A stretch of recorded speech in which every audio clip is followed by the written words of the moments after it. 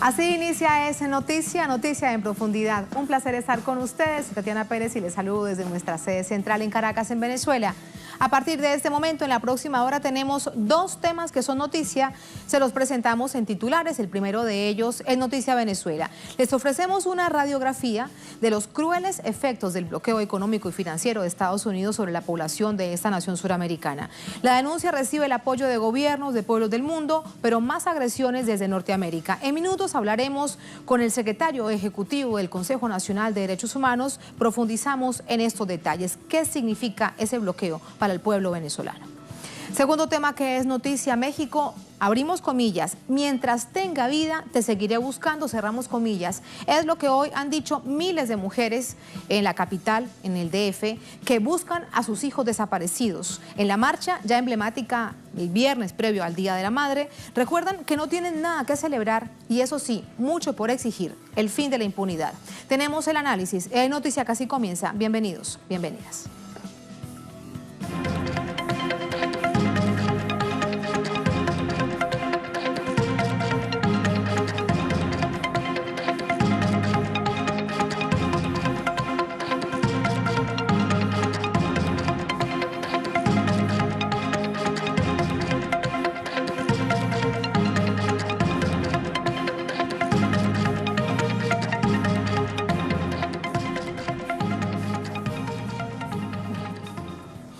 En Noticia Venezuela, el gobierno emprende una campaña para dar a conocer al mundo las nefastas consecuencias de la política sancionatoria y el bloqueo económico impuesto por Estados Unidos contra este país suramericano.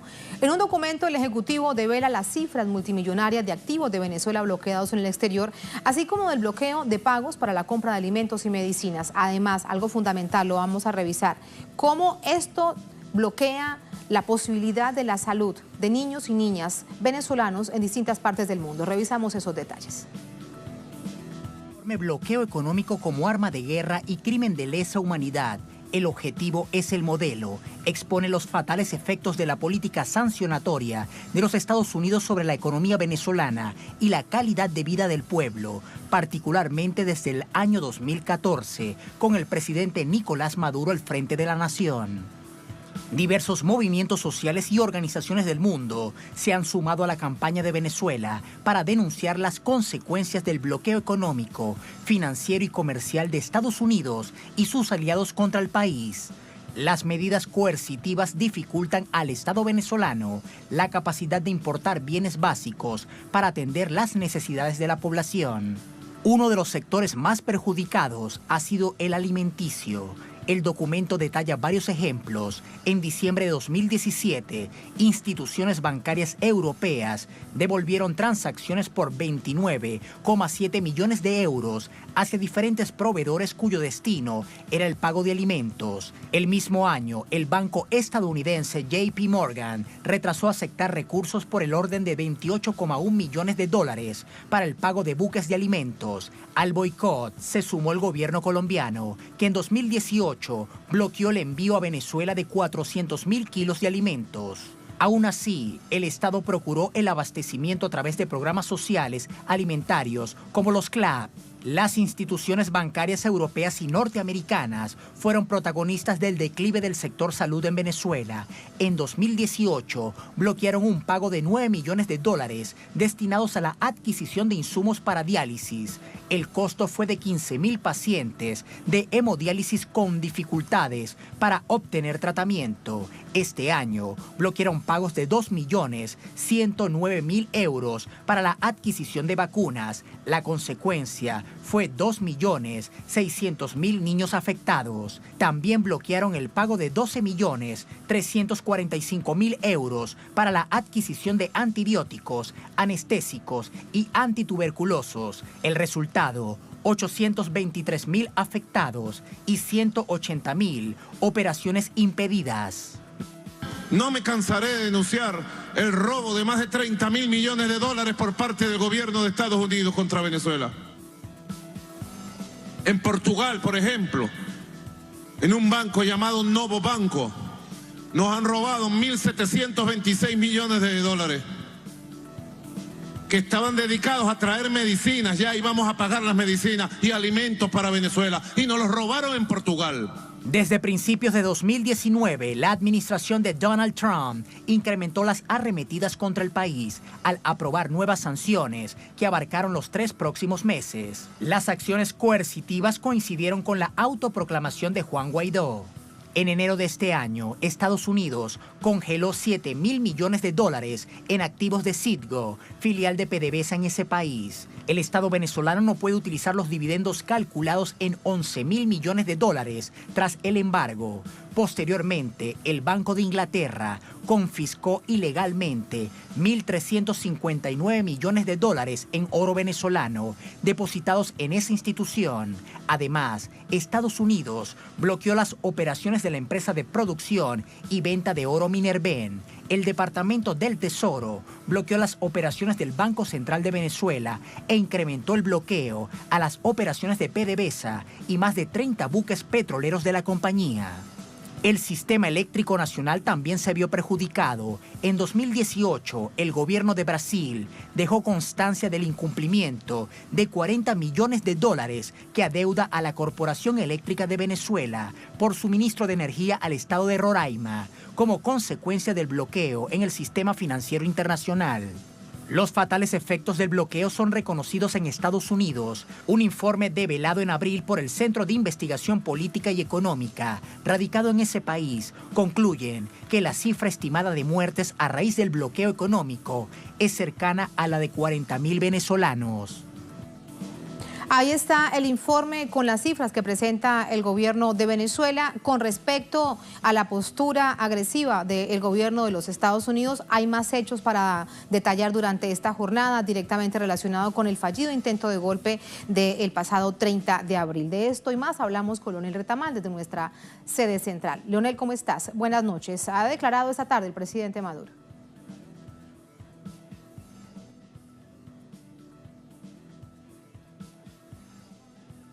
Unas pocas horas atrás, como tú mencionas, declaró el presidente Maduro.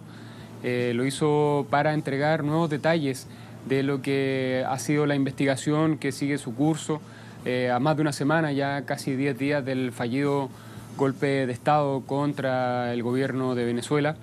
Ha hecho hincapié en la responsabilidad, en la investigación que se lleva contra el que es indicado como el principal articulador, el principal confabulador para llevar a cabo este plan. Se trataría del que era hasta la semana pasada comandante del Servicio Bolivariano de Inteligencia Nacional y que al parecer estaría infiltrado ya desde hace más de un año, en palabras del presidente, que estaría actuando como topo. Él entregó más detalles de cómo avanza la investigación. En esta faceta, por lo menos, los invito a escuchar lo que mencionó el presidente. Porque quien articuló el golpe de Estado es un cobarde, es un traidor. Se llama el general Manuel Ricardo Christopher, traidor y culpable. Traidor y cobarde, que después huyó. Fue el que articuló toda la trampa, la mentira, la intriga, y no fue capaz de ir al sitio donde mandó a dar el golpe en Altamira. No se presentó. Dejó a su tropa sola, huyó desde las primeras horas de la madrugada, hasta el día de hoy está huyendo. Mira, Tatiana, la otra información que entregó el presidente Maduro fue a quienes estarían realmente detrás de toda esta confabulación que se está viviendo en Venezuela, ya que vivió su momento álgido, recordemos, el pasado 30 de abril, pero que viene ya hace tiempo sucediendo aquí en Venezuela. Respecto a eso, entregó también la contraparte de lo que sería este problema de infiltración con Figuero, que señaló el presidente, Christopher Figuero, pero que sin embargo ha sido a tiempo repelido por las Fuerzas Armadas Nacional Bolivariana, a quien el presidente Maduro también dedicó unas palabras de la labor que han estado realizando, a pesar de todo el complot de intrigas que se trató de levantar contra el ministro de Defensa, Vladimir Padrino, y contra otras personas y altos funcionarios del gobierno venezolano. Sobre este punto también tuvo declaraciones el presidente Maduro. Fue el general Padrino, fue el presidente del Tribunal Supremo, Michael Moreno, y el general Hernández Dala, quienes me avisaron una semana antes del golpe de Estado la conducta extraña de este general, que iba a ser relevado, iba a ser despedido de su cargo y detenido el propio martes 30 de abril a las 9 de la mañana. Por eso él apuró y abortó la acción golpista del 30 de abril. Deben saberlo ustedes. Y finalmente, Tatiana, en otras informaciones que han sucedido aquí en Venezuela, se informó durante la mañana, alrededor de las 11 de la mañana, la reapertura de las fronteras que estaban bloqueadas desde el mes de febrero con Aruba y con Brasil. Con Brasil estaban bloqueadas desde el 21 de febrero, con Aruba desde el 19. Se mantiene cerrada la frontera con Colombia, pero finalmente el gobierno informó que se llegó a un acuerdo con estos dos países que consta de dos puntos principales: el no injerencismo en los asuntos internos de Venezuela y el cese de hostilidades también contra el gobierno venezolano para que contribuya a la desestabilización del gobierno y a una eventual caída del gobierno, como se ha pretendido ya con las últimas acciones que están enmarcadas en todo esto que hemos venido discutiendo y lo que informaba antes con las últimas investigaciones del fallido golpe de Estado, Tatiana.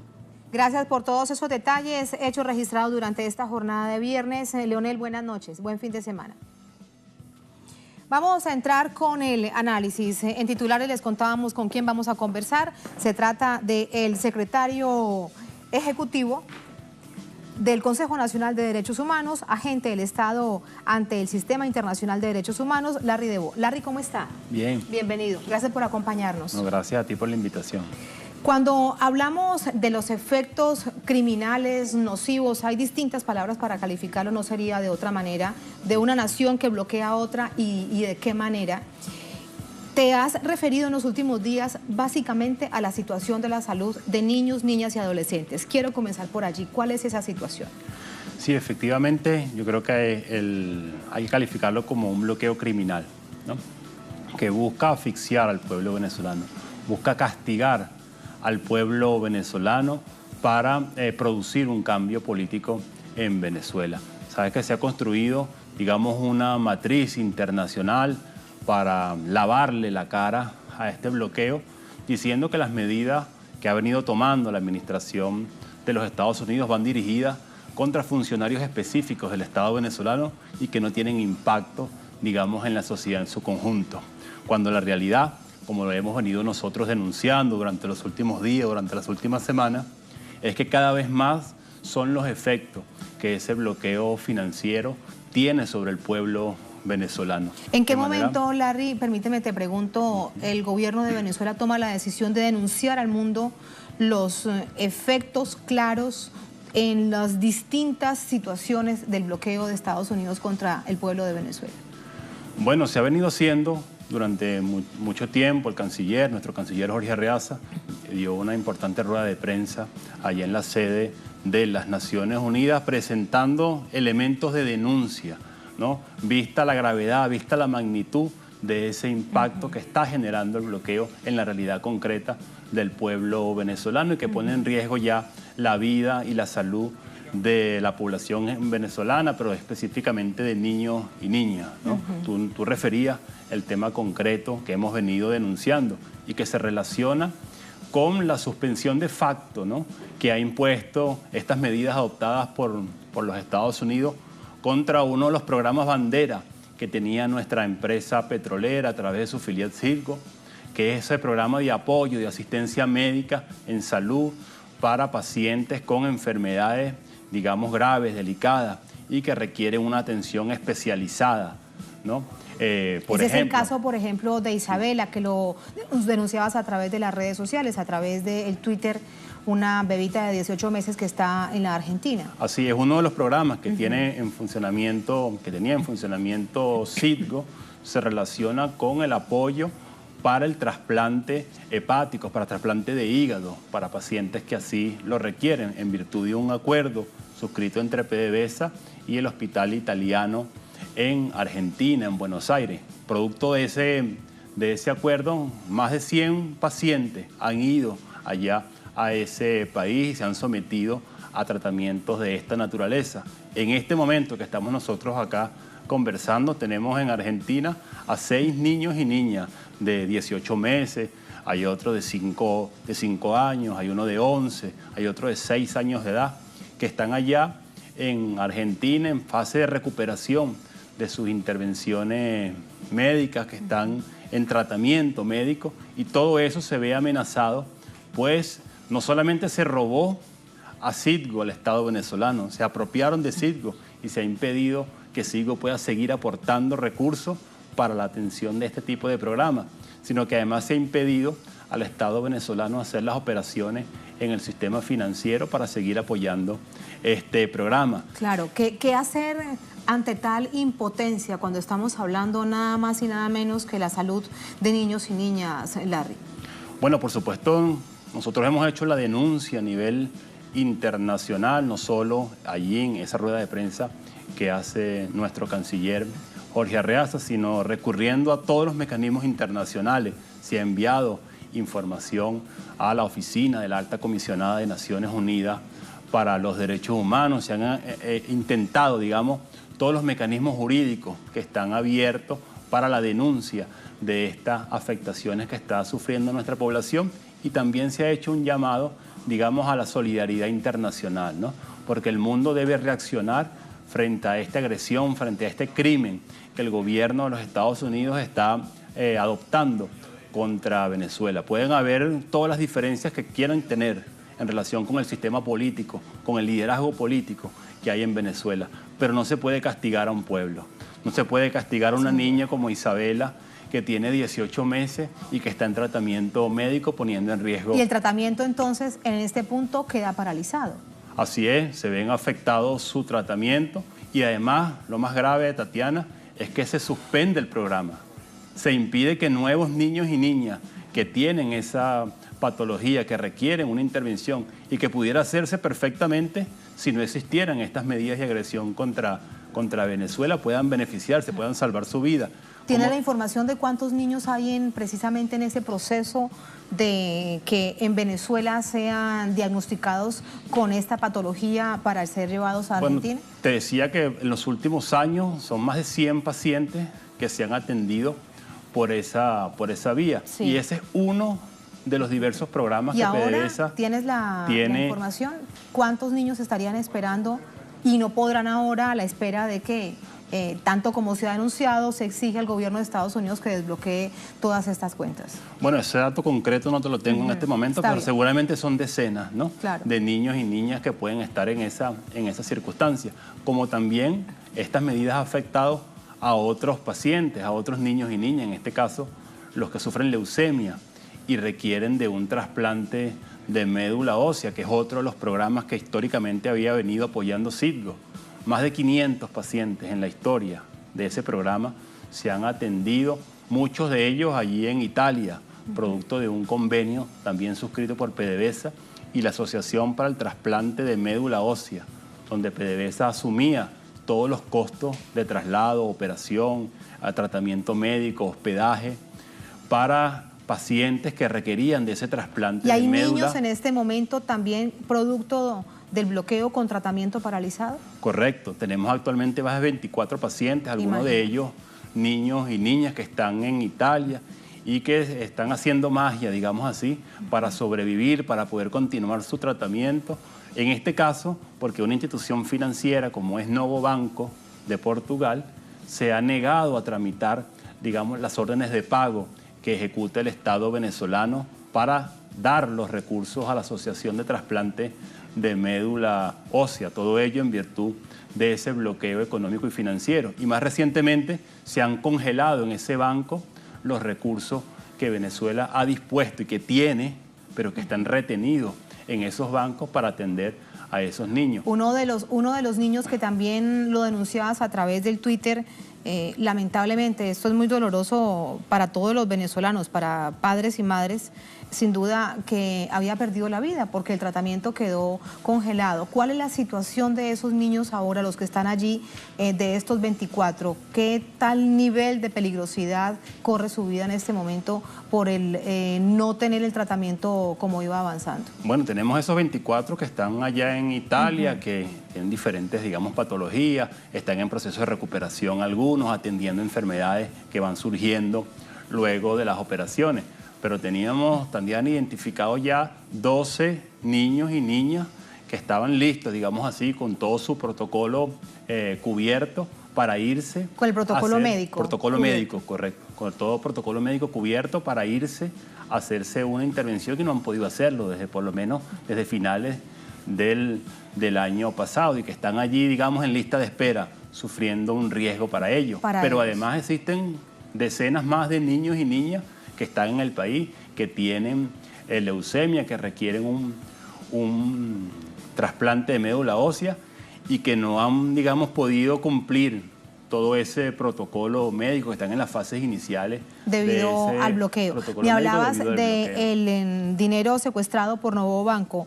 Hay también 1.200 millones en oro en el Banco de Inglaterra.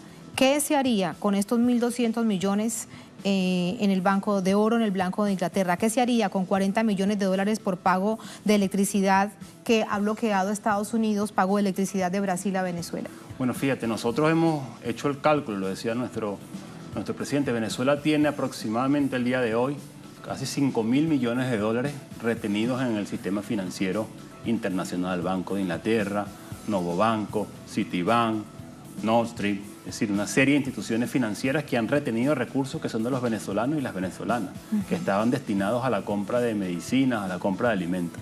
Esa cifra, Tatiana, permite, por ejemplo, 2 años completos, y sobra dinero para 2 años completos del programa de los comités locales de abastecimiento y producción, ¿no? Eso es decir, 6 millones de combos alimentarios distribuidos mensualmente a nuestra población.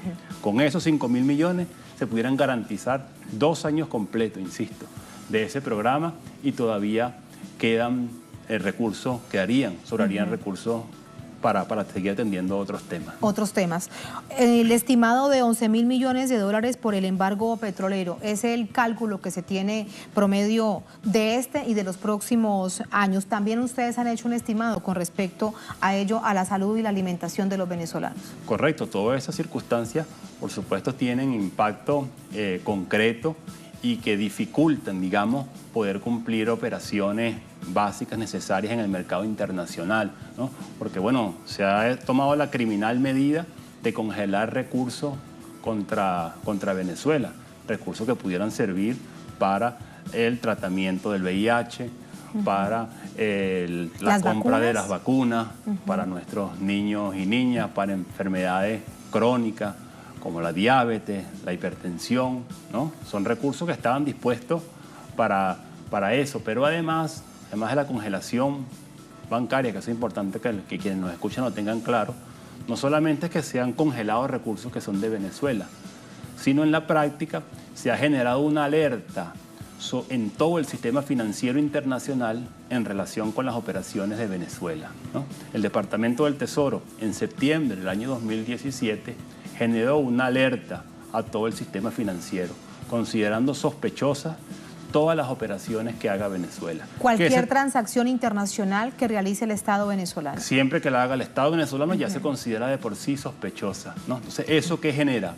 Que los bancos en muchas ocasiones no quieran hacer operaciones que cancelen las órdenes de pago. Yo tengo aquí una evidencia, ¿no? Cuéntanos, ¿de qué se trata esta por evidencia? ejemplo, Novo Banco de Portugal, ¿no? Sí. 4.800.000 euros destinados a la Asociación para el Trasplante de Médula Ósea, librada el 22 de febrero del 2019.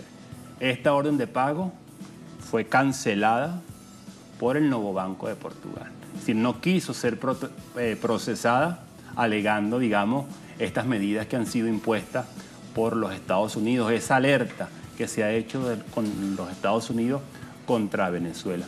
Es decir, se persigue a nuestro país no solo congelándole recursos, no solo negándose a hacerle operaciones, sino además en muchos casos... chantajeando a la banca internacional. Así es, y además persiguiendo a proveedores. ¿no?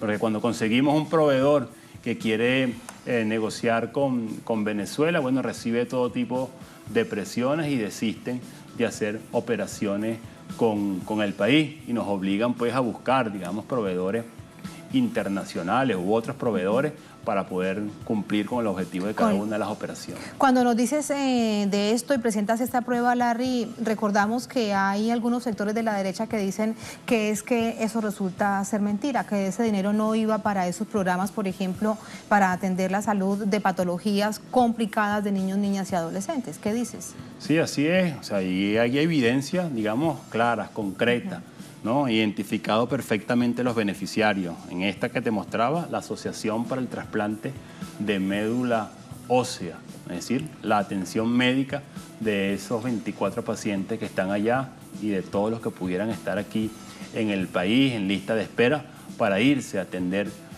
allá en el extranjero esa patología, bueno, dadas sus particularidades y sus complicaciones médicas. Y cuando este dinero de hecho no procede porque se bloquea el mismo procedimiento de la banca internacional, ¿regresa al Estado venezolano o es también secuestrado en este caso por Novobanco, que ya tiene más de $1.000 millones del Estado venezolano en sus cuentas? Bueno, en ocasiones regresa, así pasó con este caso. En 2 ocasiones se intentó hacer el pago y la banca internacional lo rechazó y le devolvió a la República el dinero, pero en una nueva ocasión, cuando se intentó hacer el pago, se bloqueó y se quedaron con los recursos congelados, afectando pues a estas personas que al final eran las beneficiarias de esta medida que el Estado estaba tomando, ¿no? Claro, como el encargado de agente del Estado ante el Sistema Internacional de Derechos Humanos, quiero preguntarte de las distintas organizaciones a nivel internacional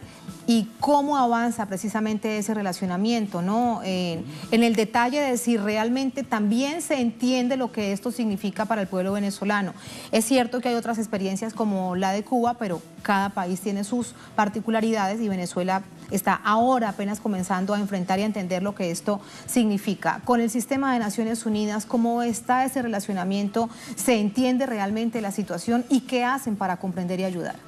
Sí, tú sabes que el sistema de Naciones Unidas tiene toda una experiencia donde ha venido documentando este tipo de medidas, ¿no? Sí. Que como bien sabemos no es la primera vez que se aplican, no es la primera vez que se recurre a este mecanismo, ¿no? Hay suficiente estudio en el Consejo de Derechos Humanos, en la Oficina de la Alta Comisionada de Naciones Unidas para los Derechos Humanos, en el Comité de Derechos Económicos y Sociales y Culturales de la ONU, ¿no? Donde han documentado suficientemente que siempre que se adopta una medida similar a la que se están aplicando en Venezuela, eso siempre genera consecuencias en el disfrute de los derechos humanos.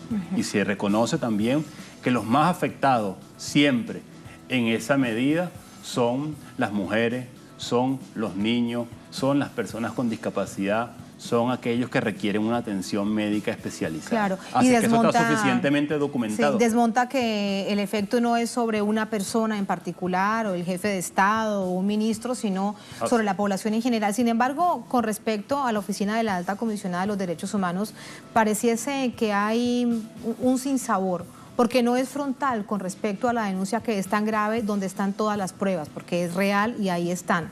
Sin embargo, hay otros que sí lo dicen, pero no están directamente vinculados a Naciones Unidas, fungen como asesores. ¿Será que se sienten más independientes? Me refiero, por ejemplo, a Alfred de Zayas, porque él lo ha dicho con nombre propio. Sí, nosotros debemos reconocer, ¿no?, que a diferencia de lo que fue el comportamiento del anterior alto comisionado, ¿no?, que guardó un silencio, digamos, cómplice frente a toda la agresión y más bien fue un actor de la agresión internacional contra Venezuela, ¿no?, llegando incluso a justificar estas medidas que se estaban tomando en el país. La actual alta comisionada ya en 2 ocasiones se ha referido a el impacto negativo que tienen estas medidas de Estados Unidos contra nuestro país. Eso nosotros debemos, digamos, reconocerlo, a pesar de que esos pronunciamientos no han tenido, digamos, la precisión y la contundencia que se requieren, vista la magnitud y la gravedad del daño. Pero bien, sí, como tú lo decías, hay otros procedimientos especiales. El señor Alfred de Zayas, cuando era experto independiente sobre el orden internacional justo y equitativo, presentó un documento ante el Consejo, un informe ante el Consejo de Derechos Humanos, donde incluso llegó a calificar las llamadas sanciones contra Venezuela como un crimen de lesa humanidad. Y así lo planteó en su documento ante el Consejo de Derechos Humanos. De hecho, en ese documento, Larry, él dice que es un caso de estudio eventual o probable ante el Estatuto de Roma que va directamente a la Corte Penal Internacional. ¿Se evalúa esa posibilidad? Así es, bueno, ese es uno de los escenarios que se plantean. Por crimen de lesa humanidad, y también se podría incluir por crimen de Estado, porque es el crimen de un Estado contra el pueblo de otro Estado. Así es, han venido surgiendo, digamos, diferentes opiniones en relación a lo que ocurre con Venezuela. Hasta el planteamiento que hace el experto independiente Alfred de Saya, en términos más o menos similares. Se ha pronunciado también el relator especial sobre el impacto de las medidas coercitivas unilaterales de la ONU, el señor Idris Yassiri, que ya en al menos 3 ocasiones se ha referido, incluso esta última semana lo hizo, se ha referido a las medidas coercitivas tomadas contra Venezuela, que han dicho que lo que busca generar es una catástrofe humanitaria. Así, en esos términos, lo ha calificado. Pero también, bueno, se ha publicado, tú lo narrabas allí en el inicio del programa, un informe por parte de un grupo de economistas en los Estados Unidos, que nosotros lo estamos todavía, digamos, revisando, evaluando como instituciones del Estado. Pero ellos plantean otra alternativa, ¿no? Claro. Ellos plantean una alternativa que es que el pueblo venezolano se está sometiendo a un castigo colectivo en los términos del derecho internacional humanitario. Es decir, son todas posiciones que, bueno, hay que venirla evaluando, pero que al final lo que confirman es el carácter criminal de esta acción que se ejecuta desde los Estados Unidos, pero que tiene sus promotores en el caso venezolano, que son los que han ido abogando por el mundo para que se congelen cuentas, y por para que se... y por una intervención militar. A nosotros no se nos puede olvidar que diputados de la Asamblea Nacional hicieron giras por el mundo pidiendo que se congelaran cuentas de Venezuela, que cuando estaban al frente de instituciones del Estado venezolano le enviaron cartas a inversionistas diciendo que no hicieran sus inversiones en el país, es decir, cortándole al país los flujos financieros que al final son utilizados ¿para qué?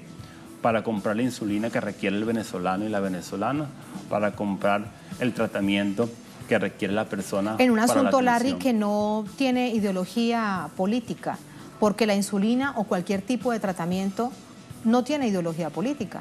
O si se es chavista o si se es opositor, es un ciudadano venezolano. Así es, pero lo que ocurre, Tatiana, es que la mayoría de los promotores de esas acciones no están en el país. Es muy fácil estar por el mundo, viviendo en el mundo, en el extranjero, y promover el sufrimiento del pueblo venezolano, lo que convierte además, le da más carácter criminal a las acciones que se están haciendo contra nuestro país. Antes de que Venezuela se retirase el pasado 27 de abril de la Organización de Estados Americanos, estuviste en marzo en la Comisión Interamericana de Derechos Humanos. Quiero preguntarte por ello porque se tiene la visión argumentada sobre el maniqueo uso de carácter político de la CIDH. ¿Sucedió lo mismo en esa oportunidad? Mira, si algo caracteriza el tratamiento de la Comisión Interamericana de los Derechos Humanos en relación con Venezuela, es el del uso político de los derechos humanos, ¿no? Venezuela, antes del año 1999, vivió una política de violación sistemática de los derechos humanos. Fue considerado como el periodo de las masacres, ¿no? No solamente el Caracazo, Cantaura, Yumare, masacres donde se utilizaba la fuerza militar para asesinar al pueblo. Incluso se usaron aviones militares en alguna ocasión para bombardear campamentos de dirigentes populares. Y el sistema interamericano, particularmente la Comisión, guardó un silencio cómplice frente a esos hechos. Ahora, a partir de 1999, empieza una hiperactividad en relación con Venezuela, donde se empiezan a hacer de manera casi que diaria, cotidiana, pronunciamientos. Pero se guardó un silencio cómplice, y eso hay que decirlo, frente a estas medidas de agresión económica que se adoptaron o que se vienen adoptando a los Estados Unidos contra Venezuela. Es decir, la OEA, su secretario general, era un promotor permanente y sigue siendo un promotor permanente de las sanciones e incluso de la agresión militar contra Venezuela. Incluso hoy, ya fuera de la Organización de Estados Americanos, siguen hablando de Venezuela. ¿Qué sentido tiene eso? Bueno, es el mecanismo... Y en materia de derechos humanos. Así es, el mismo mecanismo, el mismo show de agresión contra el pueblo venezolano que pretende desconocer a las instituciones que están vigentes en nuestro país, prestándose para estos atentados que hay contra la democracia en nuestro país. Para despedirte, el mensaje que queda para el pueblo venezolano cuando vemos toda esta radiografía que bien nos has detallado de la propia situación, producto como efecto, digamos, del bloqueo económico, financiero, comercial de Estados Unidos sobre la nación. Bueno, yo creo que el mensaje del pueblo venezolano es que debemos tener bien claro cuál es el principal impacto, cuál es el principal responsable de estas afectaciones que está sufriendo nuestro país. Hoy, yo le digo con toda responsabilidad, el principal obstáculo para el pleno disfrute de los derechos humanos en nuestro país es ese bloqueo económico, comercial y financiero que se ha impuesto desde los Estados Unidos. Pero también nuestro pueblo Es debe el momento, estar consciente. desde que comenzó, permíteme, te pregunto algo Sí. que en ese momento resulta también importante a manera de conclusión. Desde que comienza este bloqueo, se establece de hace algunos años, 2014, para una fecha, digamos. ¿Es el momento más difícil en el que se está viviendo del bloqueo, del de mayor agresión? Claro, porque ya la irracionalidad, digamos así, o sea, ya las acciones que se están tomando contra Venezuela llegan al nivel de la irracionalidad, ¿no? Que se pretende cerrar cualquier mecanismo que le permite, que pueda ir consiguiendo el Estado venezolano para quebrar, para burlar este mecanismo. Pero ahí es el mensaje que quería también transmitir a nuestro pueblo y a, bueno, a la comunidad internacional que nos observa, que es que nuestro gobierno está tomando, gracias al liderazgo de nuestro presidente Nicolás Maduro, todas las acciones, todas las medidas, haciendo uso de todos los recursos que están al alcance para combatir este bloqueo financiero y para garantizar los derechos de nuestra gente, ¿no? Recurriendo incluso a la cooperación internacional, una cooperación internacional respetuosa de la soberanía, de la autodeterminación del pueblo venezolano. Muchísimas gracias. Con esa reflexión te despido, Larry. No. Muchísimas gracias y muy buenas noches. Gracias a ti por la invitación. Gracias a ti. Así nos vamos a la primera pausa y la única en esta emisión de Es Noticia. Al volver, Es Noticia México. Abrimos comillas. Mientras tenga vida, te seguiré buscando. Cerramos comillas. Es lo que han dicho hoy miles de mujeres que buscan a sus hijos. Ellas llegaron hasta la capital, hasta el DF. En la marcha ya emblemática, el viernes previo al Día de la Madre, recuerdan que no tienen nada que celebrar y mucho por exigir y el fin de la impunidad. Necesitan saber qué pasó con sus hijos desaparecidos. Tenemos información, tenemos el análisis al volver en Es Noticia.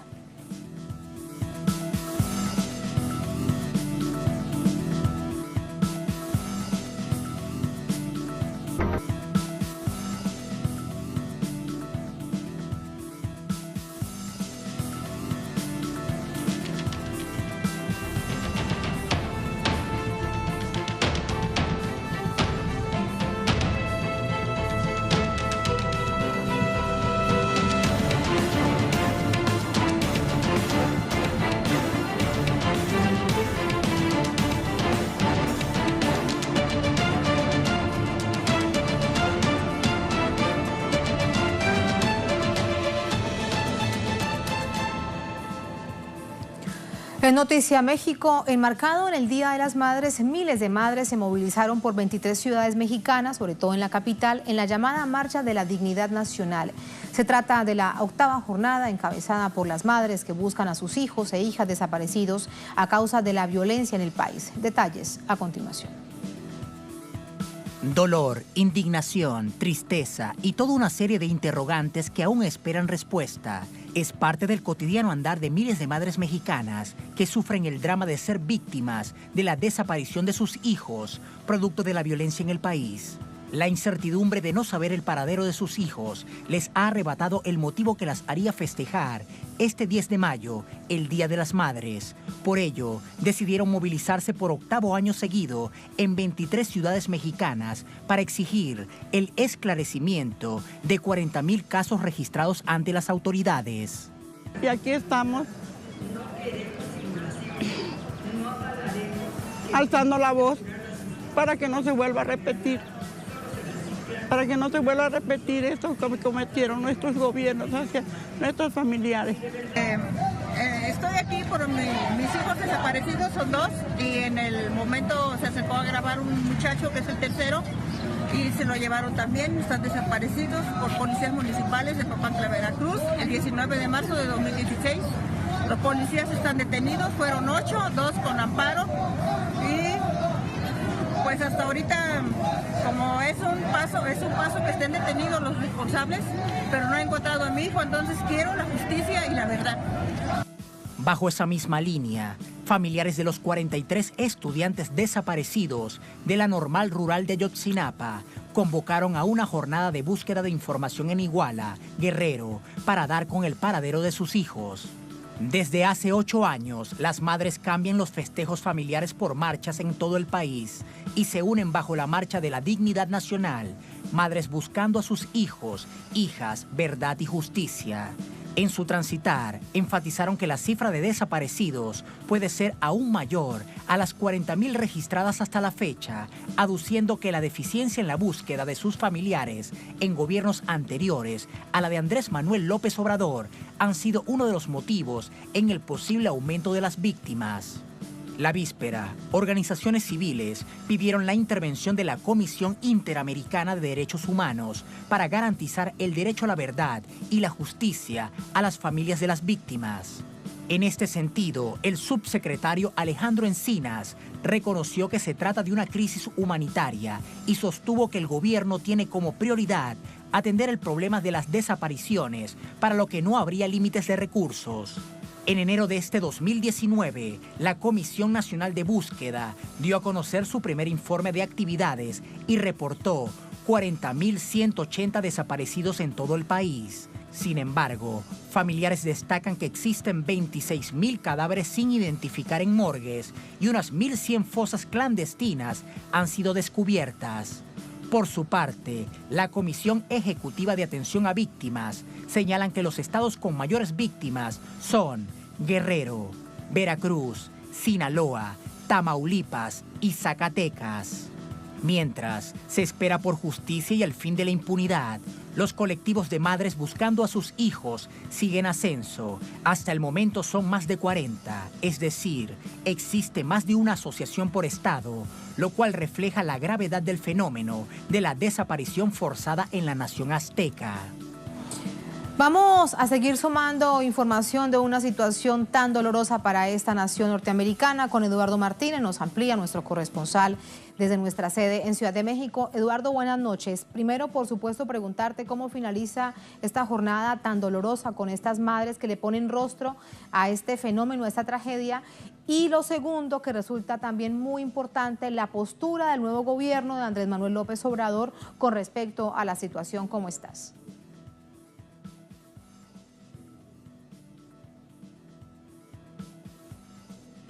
Hola Tatiana, qué gusto saludarte, qué gusto saludar al auditorio de Es Noticia. Pues importante decir que en el Día de las Madres no todas las que han tenido hijos, las mujeres que han tenido hijos han podido celebrar junto con ellos y sobre todo mostrar la diferencia que ha habido entre el manejo de este tema tan doloroso, como bien lo dices, entre el gobierno que terminó Enrique Peña Nieto y el gobierno que ahora encabeza Andrés Manuel López Obrador. Por un lado, Enrique Peña Nieto, y así lo dijeron quienes el día de hoy se movilizaron, no hizo lo pertinente para poder dar cauce a los 40.000 casos que se tienen contabilizados desde 2006, justo cuando se inicia la llamada guerra contra el narcotráfico, y ahora lo que hay, dicen, es una voluntad más evidente de poder esclarecer los hechos. Muestra de ello, Tatiana, fue que el 1 de diciembre, cuando Andrés Manuel López Obrador decide iniciar su mandato, o más bien toma su mandato y comienza a despachar desde Palacio Nacional, decide que sea la comisión, el establecimiento de la Comisión de la Verdad para el caso Ayotzinapa, el primero de sus eventos y la primera de sus acciones a adoptar para este gobierno que tiene 6 años. Tatiana, el día de hoy las madres dijeron que confían todavía en el gobierno de Andrés Manuel López Obrador, pero sí le piden celeridad y mayor rapidez, sobre todo porque hay urgencia en conocer qué es lo que está pasando en este país, que ayer en esta audiencia que tuvo el gobierno mexicano ante la Comisión Interamericana de Derechos Humanos, reconoció que el territorio mexicano se ha convertido en una gran fosa clandestina. Hasta este momento, la Comisión Nacional de Búsqueda, Tatiana, cuenta con unas 5.900 personas que están dedicadas a este asunto de la búsqueda. Sin embargo, la comisionada de este organismo ha reconocido, la Comisión Nacional de Búsqueda, que hay un déficit en cuanto a especialistas en materia de antropología forense y sobre todo también este es un llamado que ha traspasado las barreras de la Comisión Nacional de Búsqueda y del gobierno mexicano, porque ha llegado también a la oficina de representación de la Alta Comisionada de Derechos Humanos de la ONU, quien ha solicitado y quien ha propuesto al gobierno de México que haya una especie de oficina o una unidad especializada para dar rapidez a la identificación de cuerpos, pues como ya lo mencionaba la nota que me precedió, hay cerca de 26,000 cuerpos que están sin identificar, sin tomar en cuenta también los restos que se han localizado en algunas fosas clandestinas, porque no siempre se encuentran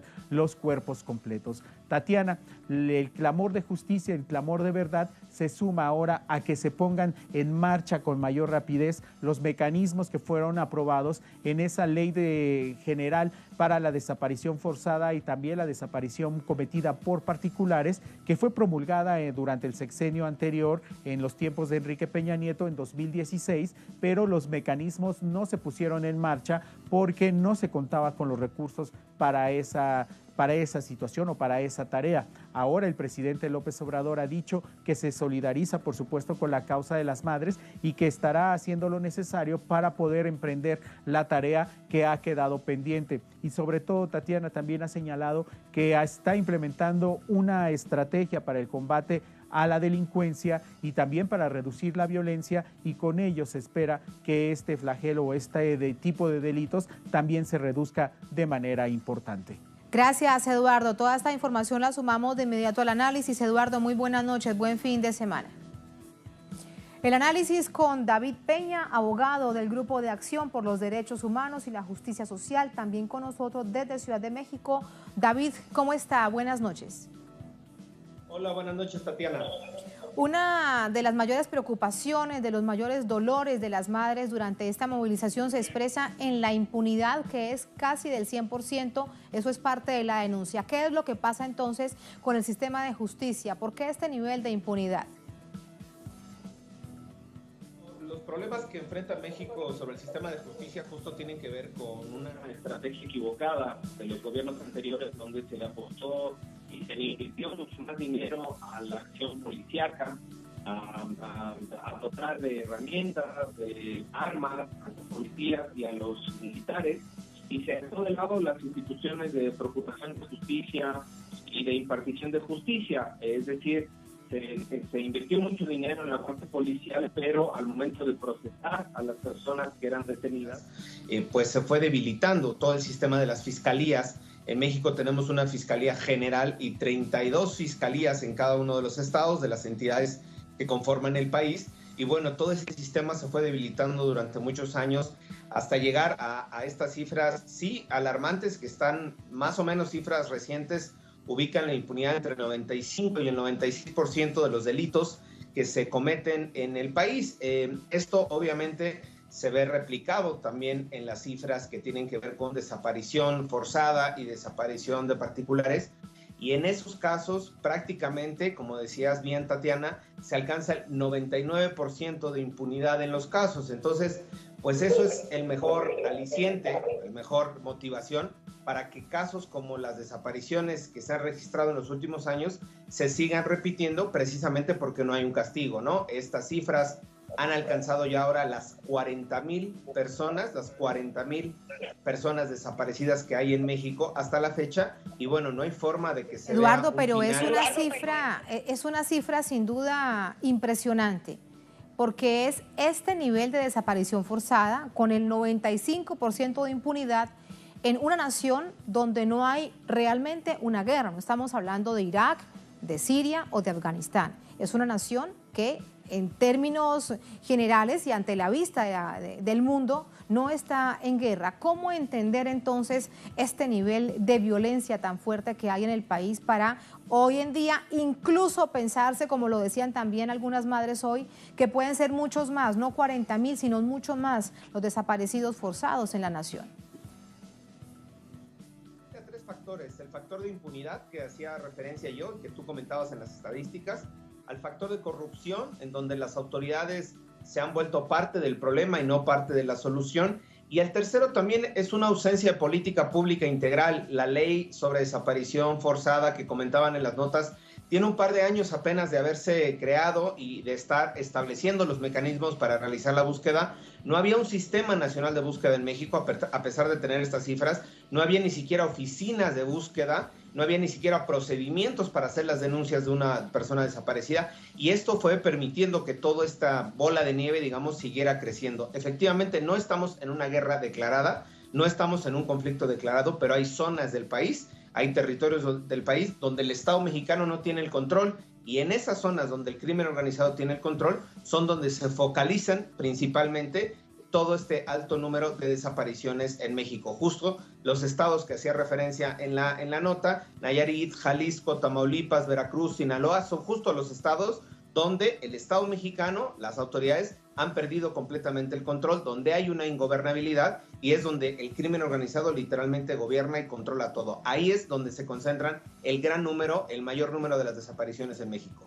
Eduardo, me queda algo por preguntarte. La Fiscalía, el Ministerio Público y en general el sistema de justicia, ¿es cómplice de este nivel de impunidad o es víctima de la misma situación institucional de crisis por la que atraviesa el país? Una parte. Hay una parte que tiene que ver, digamos, un porcentaje tiene que ver con esta debilidad institucional, falta de recursos. La nota igual decía, hay una falta de capacitación, no hay personal para hacer los análisis y las investigaciones. Eso es una víctima también de esta equivocada estrategia de seguridad. Y la otra es que son parte también porque hay muchas autoridades, incluyendo a los ministerios públicos y policías de investigación, que solapan, que permiten, que protegen que estos grupos del crimen organizado sigan operando, precisamente derivado de la corrupción, de haber comprado las voluntades. Y entonces yo ahí sí dividiría, digamos, no sé en qué porcentaje, pero sí dividiría una buena parte de los ministerios públicos son víctimas de esta debilidad institucional y de la falta de recursos, y una buena parte son cómplices también de esta cruenta guerra no declarada que ha provocado 40,000 personas desaparecidas y poco más de 225,000 personas asesinadas en los últimos 12 años. 225,000 personas asesinadas. Es realmente unas cifras impresionantes. Gracias por contarnos lo que hay detrás de ello, de cifras tan dolorosas y sobre todo en esta jornada, de qué manera se expresaba esa radiografía. David, muy buenas noches y gracias. Gracias a ustedes, un saludo. Un saludo, gracias a ustedes. Gracias también a todos ustedes, nuestra audiencia de América Latina y el mundo, a todos ustedes por contar siempre con este espacio para ir al análisis de la coyuntura. Siempre sucede así, de lunes a viernes nos encontramos a las 8:30 de la noche, hora local aquí en Caracas, en Venezuela. Será entonces hasta el próximo lunes. Hasta la próxima y sigan con nosotros.